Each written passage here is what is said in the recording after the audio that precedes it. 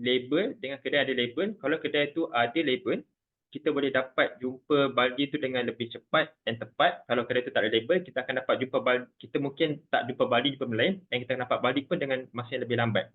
So that is what BI is all about. Kita nak buat business decision dengan tepat dan tepat. So adding to the point just now juga, so kalau let's say kita kena faham BI ni adalah business intelligence, which is kita nak help our company to make better, not just better but a faster decision.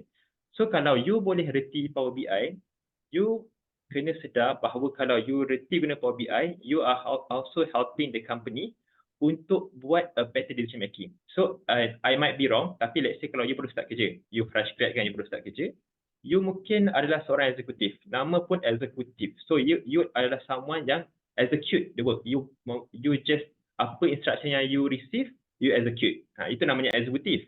Tapi bila let's say you ada skill dalam Power BI, you bukan saja execute apa saja instruction from your boss, tapi you are helping the company, the management and your boss to make a better decision. So mungkin kalau you ada skill Power BI tu, you boleh instead of you terima arahan and you execute, you boleh bagi suggestion.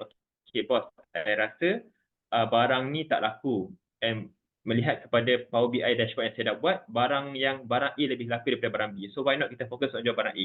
So you have that ability to do this to help the company to make a better decision making. So itu apa yang saya percaya dan apa yang saya sendiri juga telah buat.